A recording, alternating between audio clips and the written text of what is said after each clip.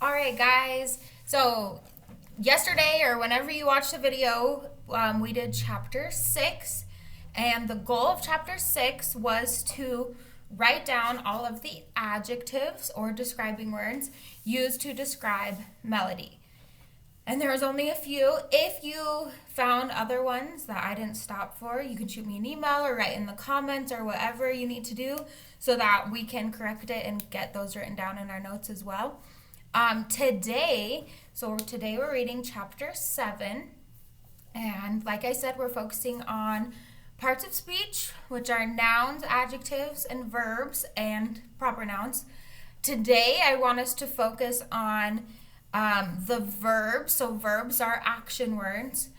The verbs that Melody is doing for the first time. So in chapter 6, it talked about Melody being able to roll over. That was the first time she did that. We don't write that down because that happened in chapter 6, but just like that, stuff that Melody's doing for the first time. So verbs are action words.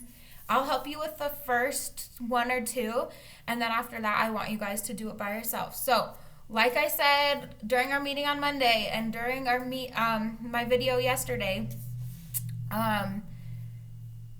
if you want to watch the video and listen to it first, then watch and listen to it a second time and fill out your notes the second time. I think that would be the most beneficial, especially if you didn't do very good on your quiz.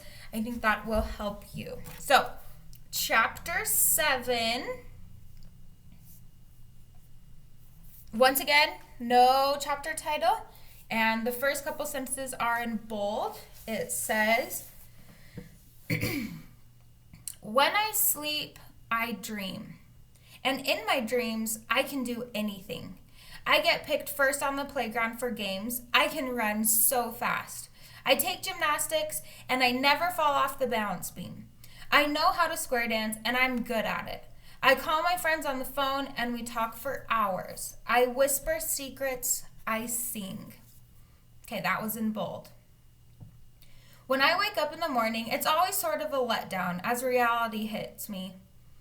I have to be fed and dressed so I can spend another long day in the happy face room at Spalding Street School. Along with the assortment of teachers we've had in room H5, there have been more classroom aides than I can count. These aides, usually one guy to help with the boys and one lady to help with the girls, do stuff like take us to the bathroom or change diapers on kids like Ashley and Carl, feed us lunch, wheel us where we need to go, wipe mouths and give hugs. I don't think they get paid very much because they never stay very long. But they should get $1 million. What they do is really hard, and I don't think most folks get that. It's even hard to keep good teachers for us. I guess I don't blame them for leaving because, like I said, we're a tough bunch to handle sometimes. But once in a while, we get a good one. After Squeaky Mrs. Hyatt for kindergarten and Game Show Mr. Gross for first grade, Mrs. Tracy breezed into our rooms for second grade. She figured out I liked books, so she got some earphones and hooked me up with audiobooks on CD. She started with baby stuff like Dr. Seuss, which my father and I had read when I was 2. So after I tossed those on the floor a couple of times, instead of punishing me, she figured out I needed something better. I listened to all of the Babysitter's Club books and those Goofy Goosebumps books. She asked me questions after each book, and I got every single question right. Things like, which of these helped to solve the mystery? Then she'd show me a pebble, a starfish, and an ink pen. The pebble, of course. She'd cheer after we'd gone through the questions and then hook me up to another book. That year, I listened to all the books by Beverly Cleary and all the books about those boxcar kids. It was awesome. All right, so even though it was a memory, we're going to write it down because she's talking about it for the first time. So the verb is going to be listened, and she listened to books. Okay, so write in your notes, listened to books, because we're talking about things that Melody is doing for the first time, and we're talking about verbs, which are action words. So all of these things she's doing for the first time. All right. The next year, it all unraveled. I know teachers are supposed to write notes to the next teacher in line so they know what to expect, but either Mrs. Tracy didn't do it or Mrs. Billups, our third grade teacher, didn't read them. Mrs. Billups started every morning by playing her favorite CD. I hated it. Old MacDonald Had a Farm, Twinkle Twinkle Little Star, The Itsy Bitsy Spider, all sung by children who could not sing. The type of music grown-ups think is all kinds of cute, but it's awful. Mrs. Billups put it on at full volume every single morning, over and over and over. No wonder we were always in a bad mood. Once she had the tin pan band on, Mrs. Billups went over the alphabet every single day with third graders. Now, children, this is an A. How many of you can say A? Good.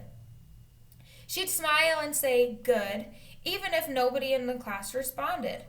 I wondered if she would teach able-bodied third graders the same way. Probably not. The more I thought about it, the angrier I got. Now let's move on to B. This is the letter B. Let's all say B. Good. Again, to silence. She didn't seem to care. I glanced with longing at the books on tape and the earphones, which had been shoved into a corner. One day, I guess, I'd had enough. Mrs. Billups had expanded from saying the letters to making the sound of each one.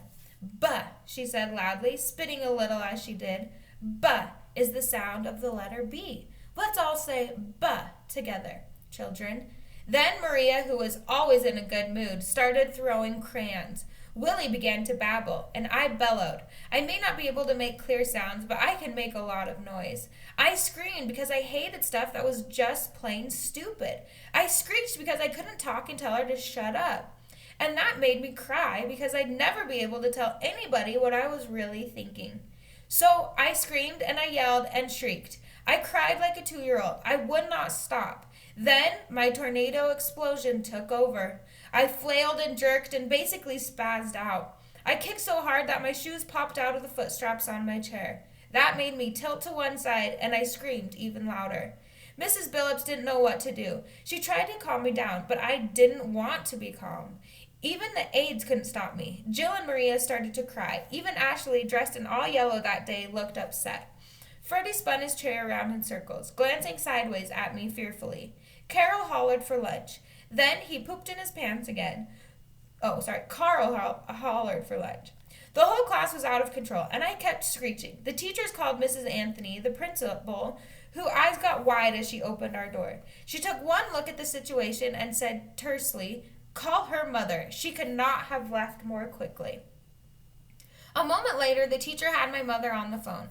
"Mrs. Brooks, this is Melody's teacher, Anastasia Billups. Can you come to the school right away?" I knew my mother had to be worried. Was I sick? Bleeding? Dead? No, she's not ill. She's fine, we think. Mrs. Billups was saying in her most professional-sounding teacher voice, "We just can't get her to stop screaming. She's got the whole class in an uproar." I could picture my mother on the other end of the line trying to figure out what was going on. Luckily, it was her day off. I knew she'd be there in a few minutes, so I gradually calmed down and finally shut up. The other kids quieted down as well, like somebody had clicked the off switch. Old MacDonald continued to play. My mother arrived faster than I thought possible. When I saw her jeans and dirty sweatshirt, I realized she dropped everything and jumped in the car. She ran over to me and asked what was wrong. I took a few deep, shuddering breaths, then I pointed to the alphabet on my talking board and screeched some sounds of frustration. "This is about the alphabet?" my mother asked. "Yes," I pointed, then pounded on the answer. She turned to Mrs. Billups. "What were you working on before all the screaming started?" Mrs. Billups replied in that superior tone that teachers dressed in nice red business suits use when they're talking to mothers with dirty shirts on. "We were reviewing the alphabet, of course. The sound of the letter B, if I recall. I always start with the basics. These children need constant review because they don't retain information like the rest of us." My mother was getting the picture. "So you were going over the ABCs. "Correct. It's February." "I beg your pardon?" "School started in August. You haven't gotten past the letter B in 6 months? Mom was bawling and unballing her fist. I've never seen my mother hit anything, but when I see her doing that, I always wonder if she might. Who are you to tell me how to run my class? The teacher asked angrily. And who are you to bore these kids with mindless activities? My mother snapped back. How dare you? The teacher gasped. I dare anything for my daughter, my mom replied, her voice dangerous, and for the rest of these children. You don't understand, the teacher began. Mom interrupted her. No, Mrs. Billups, it is you who does not understand. Mom looked like she was trying to calm herself down because she then said, Look, have you ever said to yourself, if they show that stupid commercial on TV one more time, I think I'll just scream? Mrs. Billups nodded slowly. Or if I have to sit 5 more minutes in this traffic jam, I'll simply explode. Yes, I suppose, she admitted. Well, I think that's what happened to Melody. She said to herself, if I have to go over these letters one more time, I'll just scream. So she did. I really don't blame her, do you? Mrs. Billups looked from my mother to me. I guess not. Now that you explain it that way, Mrs. Billups finally said, her voice now as calm as my mother's. Melody knows her alphabet, all the sounds of the letters and hundreds of words on sight. She can add and subtract numbers in her head. We discussed all this at our last parent-teacher conference, didn't we? I could tell my mother was trying to control her temper. I thought you were exaggerating, the teacher said. Parents are not always realistic when it comes to these children. If you call them these children one more time, I might scream, my mother warned. But Melody does have mental and physical limitations, Mrs. Billup argued, trying to put my mom in her place, I guess. You have to learn to accept that. And the fire was back. Melody can't walk, Melody can't talk, but she is extremely intelligent, and you better learn to accept that, Mom spat out. The teacher backed up an inch or two. Didn't you read her records from last year? Mom demanded. Melody loves listening to the books on tape. I try to approach each child with an open mind and not be influenced by other teachers. All the records are in a box someplace. Maybe you should find that box, my mother said, her lips tight. Well, I never, Miss Billups countered. Maybe that's your problem, Mom replied with a grin. Then she tilted her head and turned toward the CD player. Oh, one more thing. May I see that wonderful CD you're playing? Of course, Miss Billups said, smiling a little. The children love this. Do they? Mom asked. The teacher lifted the disc from the player. Twinkle, twinkle, silence. Willie sighed out loud. Mom took the CD, dug down in her purse for a moment, gave Mrs. Billups a $5 bill, and deftly snapped the disc in half. That music was cruel and unusual punishment. Freddie and Maria cheered. Gloria whispered, thank you. For a moment, I almost felt sorry for Mrs. Billups. She looked so confused. She just didn't get it. Mom walked over to the sink in our room, turned on the warm water, and soaked a stack of paper towels under the faucet. She came back to me and gently wiped my face with warm, soggy wad. Nothing had ever felt so soothing. She then brushed my hair, adjusted the straps and buckles on my chair, gave me a quick hug, and went home. Mrs. Billups quit her job after spring break, so we ended up with a series of subs till the end of the year. I think she had figured it would be easy to work with people who were dumber than she was. She was wrong.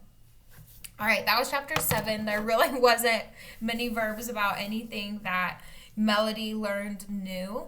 I think, though, one thing, and I don't know, like I said earlier, and I've said this a lot, but I'm reading these chapters with you at the same time, but just mom and Mrs. V and some teachers knowing that Melody is smart, I think that can be our first rising action, and it can even be from last chapter, but I think mostly just what we need to put for rising action number 1 is that people understand that Melody is smart.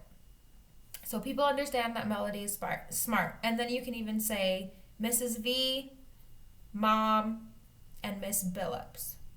So Mrs. V, Mom, and Miss Billups all know that Melody is smart.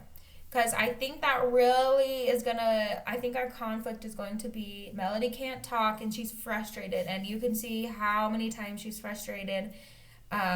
And sometimes it goes into those tornado explosions. But I think that's really important part of the story is that people are starting to understand that she knows her ABCs. She knows Twinkle, Twinkle, Little Star. She loves reading chapter books, and she knows different languages. She can add and subtract in her head, and that people know that. So chapters 1 through 5, no one really knew any of those things, but so far chapters 6 and 7, people are starting to realize that. So I think that should be our first rising action. All right, have a good rest of your day. Email me if you have any questions.